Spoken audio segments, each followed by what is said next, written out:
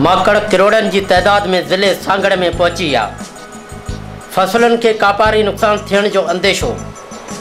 वॾा नंढा ज़मींदार तोड़े हारी परेशान हाल। ज़मींदारनि खे अरब रुपयनि जो नुक़सान थींदो। माकड़ खे खाइण जे लाइ चमड़ो बि राति जो शिकार लाइ सवनि जी तइदाद में निकिरी पिया। जी त चमड़ो जनूबी अफ्रीका मां आयल आहे। केतिरनि सालनि खां चमड़ो बि हिते रहियल आहे। चमड़ो राति जो शिकार जे लाइ निकिरे थो ऐं ॾींहं जो आराम करे थो। चमड़ो शिकार अक्सर कुआ ऐं जंगली जीत जो कंदो आहे।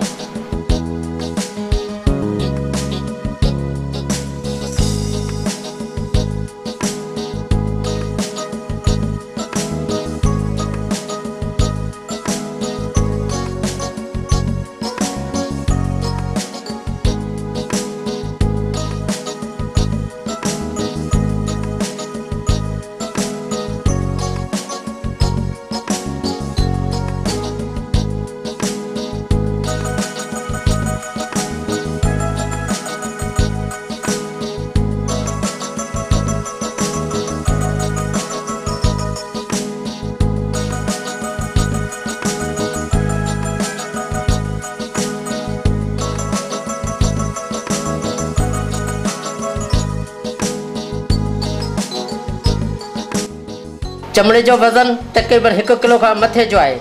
चमड़े जी राश वॾनि वणनि में थिए थी। माकड़ असांजे मुल्क में इंडिया खां आयो। चमड़ो वरी जनूबी अफ्रीका मां आयो।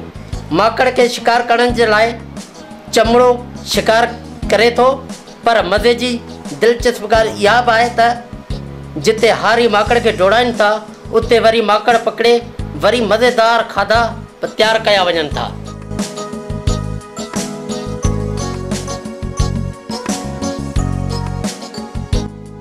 चमड़े जे नाले असां ॿुधो वियो आहे त ॾींहं जो बिल्कुलु अंधो हूंदो आहे। चमड़ो सिर्फ़ु राति जो शिकार कंदो आहे। ख़ासि करे ही वॾो शौक़ सां माकड़ खाए थो। कैमरामैन गुलाम नबी चाडियो सां गॾु अली नवाज़ सरेवाल, Sindhi film TV studio, Shahdadpur.